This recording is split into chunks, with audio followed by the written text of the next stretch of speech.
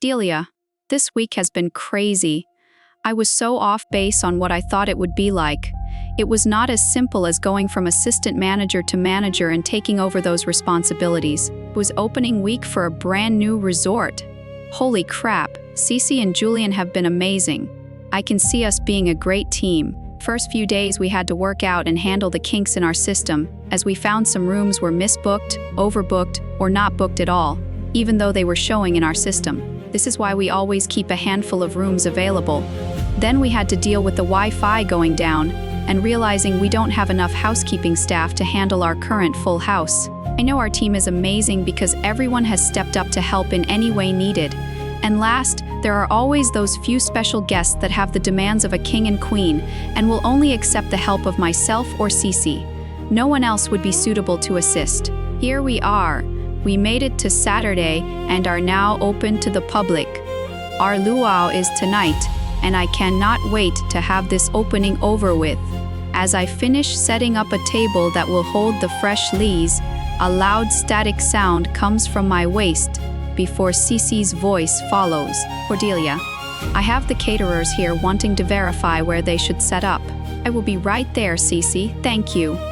Hooking my walkie-talkie back on my belt, I stroll toward the front desk. Walking through the common room, I spot Cece talking with an older gentleman, offering my hand. Are you Tino? With an enormous smile, he takes my hand. Yes, I am Tino. And you are Cordelia? Yes, if you would like to follow me, I can lead you outside where we'll have you set up for this evening. The rest of the day followed similarly. A vendor would show up, and I would show them where to go, then try to get back to my other tasks. I am now finally finishing up laying the fresh lays on the table when I see Julian walking toward me from outside. It's looking great out there. Have you walked around yet to see it all? He leans on the table next to me as we both look out through the open doors. No, I haven't done a walkthrough yet. Been out there enough though, showing vendors where to go. I hand him over a lay and watch in amusement as he places it around his neck. Perfect, you're ready. I joke as if his tropical shirt isn't enough. I'll walk around in a moment to check it all out and make sure everything is ready. Before I just walk through, I had left Cece with the performers. My head snaps to look at him after those words left his mouth. Julian, what were you thinking of leaving her with them? We cannot trust her. I bet she scared them away and now we have no entertainment for the night. Crap. I'm completely serious about this, but Julian laughs at me. She was wiping some drool off of her chin when I was leaving the room, but I think she'll be okay and do her best to keep them here if you know what I mean. Yeah, that's exactly the problem, Julian. We share a smile. Speaking of the devil, her voice sounds through the walkie-talkie. Cordelia, are we about ready to open it up to everyone? She asks. You can have everyone start with drinks if they want. Since the bartenders have set up and are ready, I'm going to do a quick walkthrough, and then we should be good to go. Roger that. I'll have everyone stop by and get laid first, then grab a drink. My eyes roll as I hook Julian's arm with mine. Walk with me. We go out the doors and check in with the vendors as we pass. I'm kind of worried that Cece will actually ask the guests if they want to get laid while she offers them the lays. I'm sure she will only use that line with the male performers. Julian chuckles as he says that. After we check in with Tino, we find out food should be ready within a half hour and we are making our way indoors. When I see the profile of a familiar face, are you okay, Delia? Your face just lost all of its color. Julian pulls me to a stop as he looks at me with concern. I'm watching as the guy strides in the opposite direction from us, not noticing me. Grabbing my chin, Julian looks at my face and into my eyes. Hey Delia, he says loudly, snapping me out of it. Yeah, I'm fine.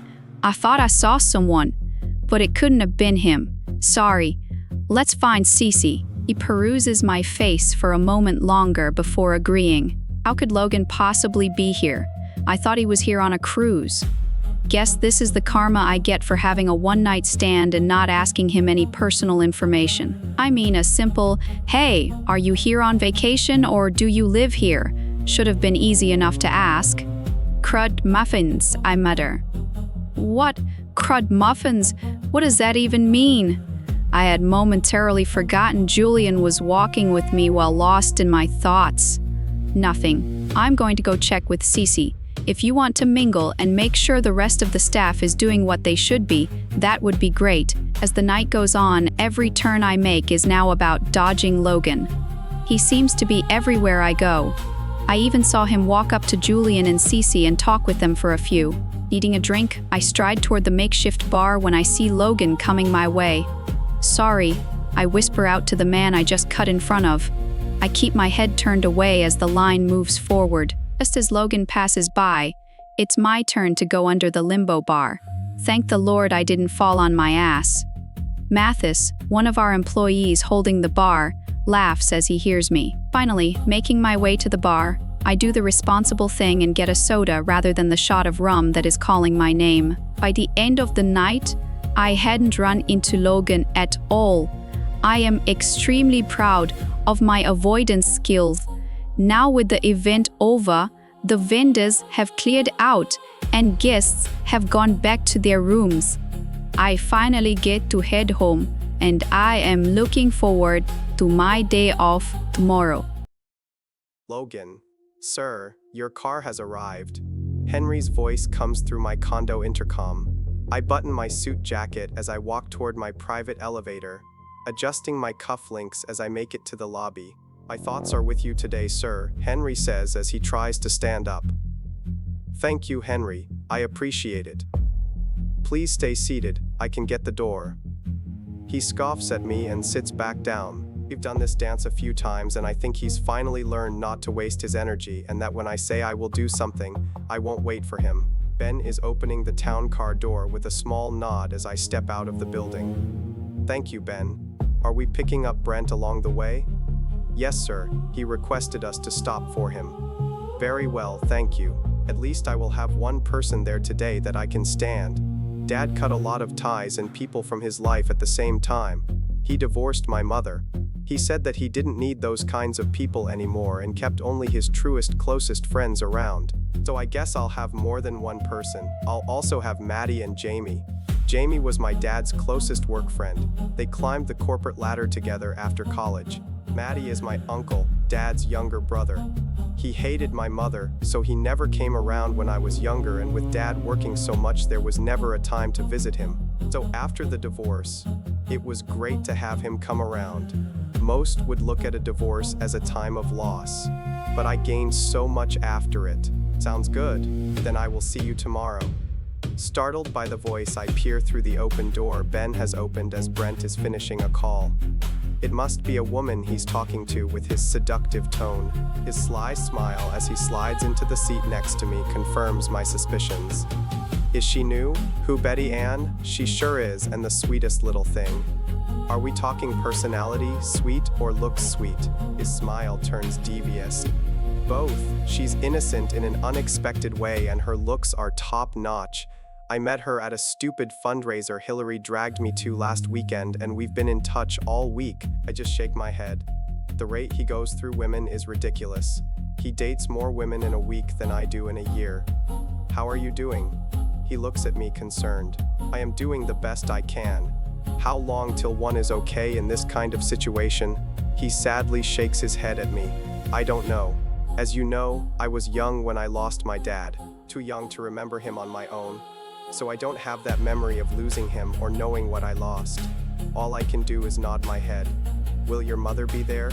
No idea. I didn't invite her or tell her the details for the funeral, but knowing her, she knows and will be there to cause some kind of scene. We arrived and Brent stayed by my side as I greeted and accepted half-assed condolences. I know half the people here are the ones my dad cut out of his life. 4 of his ex-girlfriends are here, all in hysterics.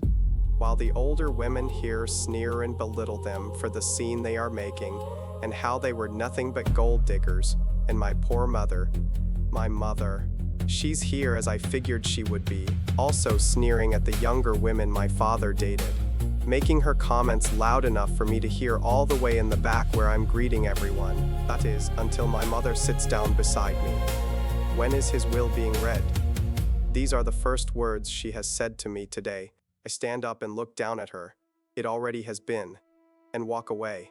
Her gasp follows me as she shouts down the aisle, "What do you mean it already has been? How is that possible when I was not present?" I stop in my tracks and slowly turn to face her. The disdain is clear in my voice. "Why would you have needed to be there? Do you think he left anything for you? Are you that delusional that you think your ex-husband, whom you've not had a pleasant word for since your divorce, or hell, even before that, would leave you anything? He left you your due when he divorced you." She just huffs again, giving me a disapproving look. "Don't tell me he left those hussies anything. In fact, Mother, he did. Father wanted to leave something for those he remained close with. We're not talking anymore about this, since it has nothing to do with you. Thank you for coming, Victoria."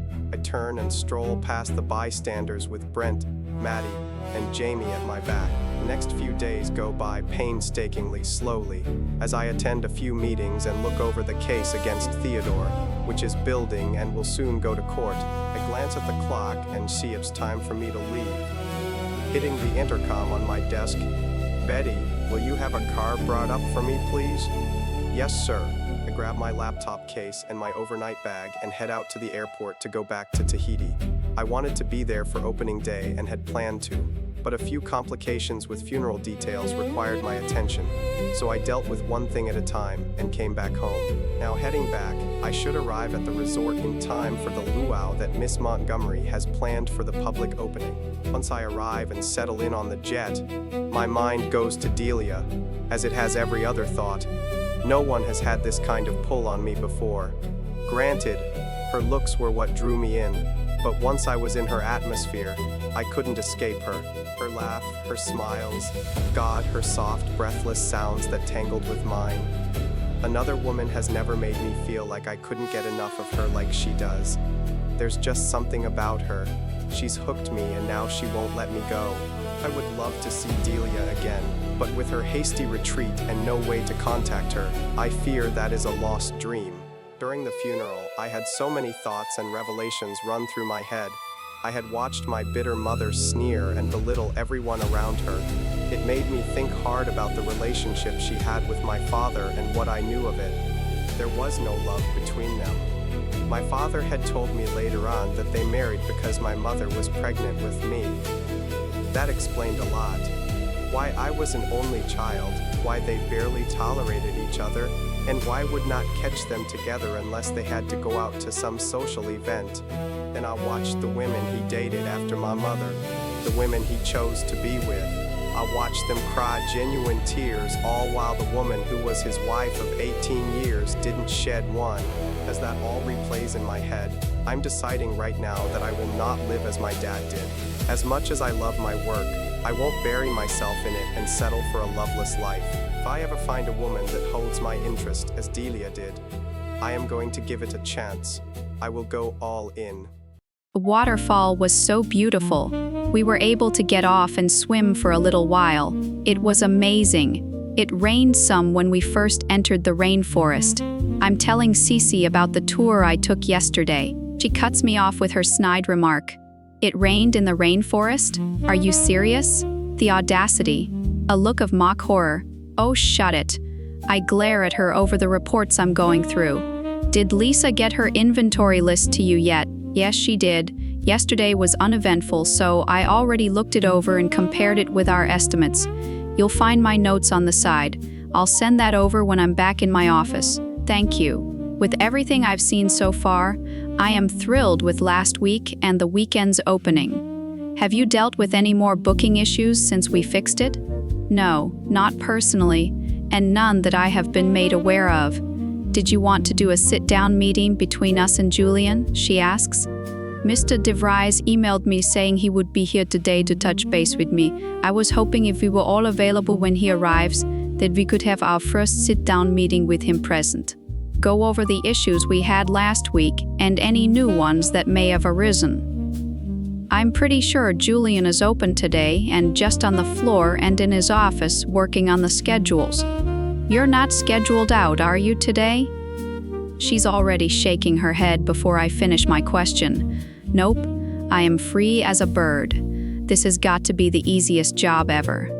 It's like there is nothing for me to do since my immediate boss is a controlling, OCD, do everything myself kind of person. My deadpan stare does nothing to her as she cracks a smile. So you are saying you need more work? I think Julian mentioned one housekeeper called in today. I'm sure there are some toilets you can go scrub. A shudder racks through her body, causing me to laugh. I feel the same way. I have plenty to do, thank you. Well, I plan to finish up this paperwork and then do a walkthrough to personally check in with every department head to see how they felt last week went. I'll let you know once I leave to do that, in case you're available and want to join. I've made that my main goal for today, to check in on how last week went, so we can make any improvements for the future. I want to work out any issues or kinks as soon as possible. A few hours later, Cece and I are now back in my office after making our rounds, so don't think I didn't notice James flirting with you back there. I was hoping she didn't see that. Was he? I thought I was being very professional. I didn't say you, I said he was flirting, and I believe I remember him flirting with you at the meet and greet as well. How on earth would you know he flirted with me then? You were already sitting down with your food when I got up to him. I saw. I just happened to look around at the right time. I caught his suggestive smile and eye-banging of you. Sound of air trying to escape my throat hisses around us. Please don't say that again. I push back in my chair. I did my damnedest to be professional today, and Sunday I did after I remembered I was his boss. I've never had to deal with this. Do I need to approach him about it, or should I send you to give him a subtle reminder that I'm his boss and his flirting was obvious? You know what? You do it for me, Cece? I'm getting flustered, and she's taking a sick pleasure in that if her smile and soft chuckling are any sign of that. Sure, Delia. I'll do your dirty work for you. I'll make sure all male employees know the boss lady is not open to any advancements. You're right, you're not the right person for that job. You're way too inappropriate. I smile at her. That's one thing that is not in our employee handbook, you know. No rule about employee fraternization. No. If it's not in there now, we need to add it. I'll bring it up to Mr. DeVries. I am a firm believer in keeping work and private lives separate. I've seen too much drama arise when coworkers date. No fun, she pouts. I'm going to go do my job now and check in with Julian and the front staff. She gets up, closing the door behind her. I tried to keep it professional with James as soon as he started flirting today. It seems my raised eyebrows and firm James did not dissuade him. I know I need to have a serious conversation with him, so I suck it up and call him to my office. After talking with him, and even though it was all in good fun, he understands as his boss I have to keep it professional, and so does he. The last thing I need is for employees to get the wrong impression. We're just finishing up when a call from the front desk comes through. Cordelia, Mr. DeVries is here and heading your way. I have a guest I'm assisting, then I can join you. Thank you, Cece, for the heads up, I reply. Well, with that, I'll take my leave, boss lady. James gives me a forced friendly smile as he gets up to leave. It's hard for you to not flirt, isn't it? I ask with a small smile and a shake of my head. He turns back to me with a mischievous smile once he's at the door. No idea what you mean. He walks away, leaving the door open. I am pulling up the reports I want to share with Mr. DeVries. When I hear my door close and a husky, "You," my head snaps up at that voice. He looks devastatingly handsome in his suit and with a clean shave, no stubble in sight, unlike the night I met him. Discreetly crossing my legs at the burst of desire that is now pooled in my stomach upon seeing him again in front of me. His green eyes bore into mine as he stalks closer. I swallow roughly, feeling like prey. Once upon me, he offers his hand. It's nice to meet you, Miss Cordelia Montgomery. I'm Logan DeVries. His smile is one of victory, and the gleam in his eyes has my heart beating out of my chest. Fuck me. What did I just get done saying to Cece and James about keeping private and work lives separate? Yeah, too late for me now. I've already crossed the forbidden threshold between professional decorum and private intimacy with my boss. My memory did not do her justice. Her eyes gazed back at me in part with lust and horror. It was a shock to me when I walked up to her door, intending to knock and announce myself. But as soon as I saw her, my thoughts fled. Needing to be alone with her, I closed the door before I had made my presence known. Delia is here in front of me. Delia is my new manager. She has no chance to run away from me now.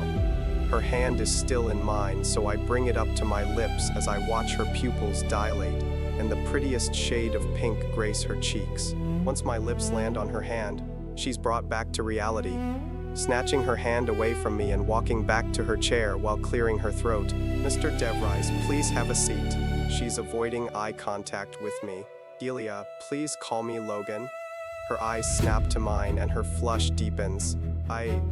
That's... Mr. DeVries, I don't feel that is appropriate. What exactly is the issue, Delia? Co-workers call each other by their names all the time. I watch the emotions play across her face before she can settle on one of determination. I know what she's trying to do. She took off that morning before I awoke for a reason, but I just vowed to myself if another chance came along, I'd take it. Standing across from the desk from her, I can feel the attraction and pull between us, just like that night. I walk around, leaning my hip against her desk beside her chair. I watch her cross her long toned legs I vividly remember being wrapped around me as she settles back in her chair. I shift as she looks up at me. Mr. DeVries, what happened over a week ago was incredible, amazing, easily the best night of my life, I interject before she could say anything. What it was not was a mistake, if that is what you are now thinking. She's shaking her head. But Delia, what was that night for you? If you had let me finish talking, I would have said. I can't help but smile at her sass. It was great. I can't remember experiencing anything like that before. But I only meant it to be one night, and now that you are my boss, we need to move on from that and keep it professional. She rushed that out in one breath, all while avoiding my gaze. No, my soft but firm voice demands her attention. Once her eyes meet mine, I move in, placing my hands on either side of her chair. I lean down with only inches between our faces, keeping my voice soft. No, I refuse to move on. I take the chance and bring my lips down on hers. I hold them there for a heartbeat, giving her the chance to pull back if this truly is not what she wants. She doesn't. I take that as her permission and press my lips firmly to hers, and she responds in kind. It is not a slow, delicate kiss. It quickly turns to one of passion. Her hands land on my biceps and squeeze before working their way up my shoulders and onto my neck. I keep my hands firmly on the armrests, afraid if I touch her in any other way, there will be nothing that could stop me from taking it further. As it is, she is the one to pull back first, as I lose my senses around her. Her hands are on my chest as she pulled back with shallow breaths. Running my nose down her neck, I inhale that addictive coconut and strawberry scent that seems to be uniquely her. After one last deep breath, I straighten up, fixing my suit jacket as I walk back around her desk to take a seat. I just stare at her as she stares back. Knocking breaks the eye contact between us, and she smooths her shirt and runs a hand across her mouth. I stand up to open the door. Kisi, I nod as I hold the door open to allow her to enter. Julian should be here in a few moments, Cece says as she takes a seat, unaware of the tension she just walked into. Sounds good, Mr. DeVries. I thought while you are here, we can go over the reports and stats from last week and any issues we may still have. There's a slight hitch in Delia's voice that I catch. I leave the door open and take a seat, trying to school my expression. Shall we get started, or would you like to wait for Julian? Let's wait for him. Otherwise, he'll want to be brought up to topic, and we'll just end up repeating ourselves. I just nod in agreement. How did you enjoy the luau, Mr. DeVries? Cece angles herself in the chair to face me. Please, Cece, call me Logan. I give Delia a pointed look. I enjoyed the luau. You did an excellent job organizing the event, Delia. She offers back a pointed look at the use of her name, along with a forced smile. From my periphery, Cece's head is bouncing between Delia and me, now aware of the tension in the room. Julian does a quick knock on the door as he walks in straight to me, offering his hand. I stand to take it.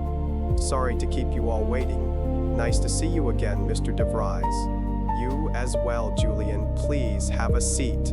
I offer him my chair as I move closer to stand by Delia. We can have another chair brought in for you, Mr. DeVries. She stands, but I place a hand on her shoulder and push her back down. It's not a problem, Delia, for me to stand. Now please, shall we get started? We spend the next half hour going over any concerns and issues that arose from last week. Overall, nothing major. Everything seems to be going smoothly. That's a good thing, no, that is an excellent thing, or it should be. But now, all I can think about is I have no reason to stay here, of course. After I just decided to give a chance to the next woman that drew my interest, I find Delia again. She now lives here in Tahiti and I have my headquarters back in LA. Straightening up from where I have been leaning against the wall. Thank you all for the hard work you have put into this opening. I could not be more proud or happy with this report and everything discussed here. You are already off to a great start. Julian and Cece get up to shake my hand and say goodbye as they leave. Once Cece is out the door, I close it behind her. Turning to lean against the door, I find bright blue eyes staring back at me. I will be staying. I'm sorry, what do you mean? She asks in confusion. As I already stated, I refuse to move on. Never have I felt so drawn to someone in my life as I do with you. I move slowly toward her as she stands in front of her chair. Her eyes are peering at me with distress, asking me not to do this. Tell me truly, did you not feel the same? Is there not an unexplainable draw on your side? Her wide eyes stare up into mine as I now stand right in front of her. Lifting her chin, I see her jaw clench as she draws in a big breath. We work together. You are my boss. It does not matter how I feel or what happened prior. Nothing else can happen. That is not a line I can cross. I'm sorry, Logan, I can't. With that gutting use of my name, she steps around me and leaves her own office. Hey, boss lady, Cece calls out when she sees me enter through the employee door. Once I'm near her, you still up for a girls' night? Enjoy some food and drinks at either your place or mine? Yeah, Cece, that sounds great. And it does. After the day and seeing Logan again, a night with Cece to distract me sounds amazing. I'm done for the day, so I'm going to head home. Once you're done, you can head on over. I have a few different bottles of wine and snacks if you want to grab dinner. We can call up to Leo and put in a to-go order for when you're ready to leave. Ooh, that sounds good. Why don't you tell me what you want and I can go place the order since I have to head up there anyway. And I will be done here in about an hour. Once I'm home, I start some light cleaning. I've put in extra hours this past week with opening week and all, and then all day Sunday I was out on the island tour. So there's not much I have to do to make it presentable. Cece and I have gotten close over this past week, and I see her as a genuine friend. Thinking of friends, I shoot off a quick text to Lindy, just letting her know I miss her crazy ass, and she needs to get down here soon. Placing 2 wines in the freezer, I set out what snacks I have and settle on the couch while I wait for Cece. And mine can't help but wander to Logan. I mean, what the hell? My boss. It makes sense now why I saw him at the luau talking with Cece and Julian. He was right though, and my body lit up knowing he felt the same way. The connection between us is undeniable, and seeing him today and feeling it still between us, I know it wasn't just a figment of my imagination or that I romanticized that night more than it was. I agree with him. I have never been that drawn to someone before. Not even Jeremy. I didn't feel like I needed to be with Jeremy or near him like I do with Logan. As soon as I looked up and saw him earlier, my body wanted to be in his arms. Took a lot of restraint to stay sitting. Then, when he was so close, telling me no, he would not move on. And that kiss, the only reason I broke it off was that I couldn't breathe. If he hadn't straightened up and sat down, I would have pulled him back for more. The vibrating of my phone lets me know Cece is here, so I buzz her in. I'm holding the door open when she steps off the elevator. Hey, her eyes stray to the only other door at the end of the hall. With a head tilt toward it, she asks, "Should we invite Mr. DeVries over?" My heart stops at her question. What? I stutter it out. She looks at me curiously as she steps past me. Mr. DeVries is staying in the other business condo down there. I push her through and quickly slam the door behind us, with my back against it. He's staying down there, right down the hall? Yes. She draws out the word. What's up, Delia? Don't think I didn't notice something going on between you two in the office after I arrived. I walk past her into the kitchen, grabbing out the wines and pouring 2 glasses full. And I do mean full. No half-assed shit. I place the glasses on the coffee table in the living room. While she sits on the couch and unpacks the food, I walk back for plates and silverware. Once I'm seated, I give her a reply. Nothing was up between us. She stops mid-action to give me a look of disbelief. Bullshit, she says. Bullshit. Again, don't think I didn't see the sly looks you were giving each other and the tension that was thick in the air the whole time. Julian even noticed it and asked what he missed before he arrived. The entire time you were too uptight and on edge. Maybe it's just that. He puts me on edge. I mean, he is our boss. Another look from her telling me not to play dumb. I have an internal debate about what I should tell her. Since I consider her a friend, I decide to get her opinion on it all. Fine. I down half my wine in one gulp and accept the filled plate she hands me. Taking her own, she settles back to listen. But my first night here in Tahiti, I spent it in Papeete. I went to the market during the day, then that evening I went to the food market. Playing with my fork, I can't meet her eyes. After I ate my food, there was a crowd of dancers that I went and joined. So I'm up there dancing by myself, watching the surrounding crowds, just enjoying myself when a man comes up behind me and starts swaying with me. It was Logan. I look up to gauge her reaction. There isn't much of one from her, just an okay look. And she encourages me, and we danced, and when I turned around to see who he was, I mean, you saw him.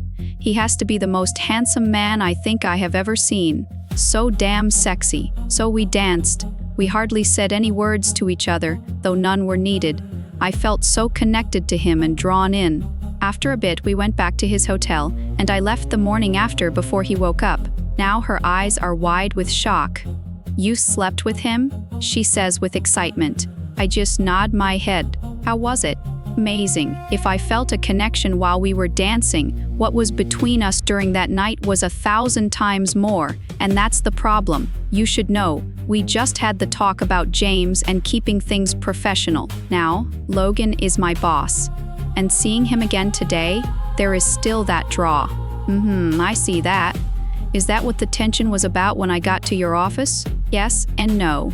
He told me he felt the same way. I then told him I wanted to keep it professional. He told me no. He said no, I refused to move on. Then he kissed me, and you came in only a few moments after it ended. She sits there fanning herself with her hand. Yeah, that sounds like the tension I walked in on, nodding her head. Well, I mean, you live here, and he lives in LA, so I doubt he wants anything serious, right? Did he say exactly what he's not moving on meant? I drink more of my wine and take a few bites of my rice. She watches me curiously. Did he say Delia? I don't know, I say, feeling defeated. When you and Jeremy left, he told me he's staying and essentially asked me to deny that I felt the same. I told him it didn't matter, he's my boss. Then I walked out and avoided him until he left. Oh my lord, he is going to stay here in Tahiti to be with you? Damn woman, just how good are you in bed? I snort with my wine up to my mouth. Are you really opposed to giving him a chance? You did technically meet him before you knew he was your boss.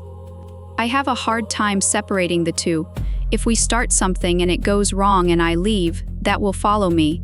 They will know that I slept with my boss. Questions can arise from that. Did I sleep my way to my position? I have worked hard to be here. I don't want that questioned. And secondly, it was only about 5 months ago that I was engaged to another man. I let out a deep breath and sit back. But there is something between us that I haven't felt with another. I hear everything you're saying. I'm going to give you my opinion. Go for it. He's your boss, yes, but he's going for it. If you are serious that you have never felt this way, you were with him for one night, Delia. It has to be worth a shot to see if it is a feeling that can last more than a night. Just my opinion. You're welcome. Not sure I want to keep thinking about this right now. I raise my glass to her.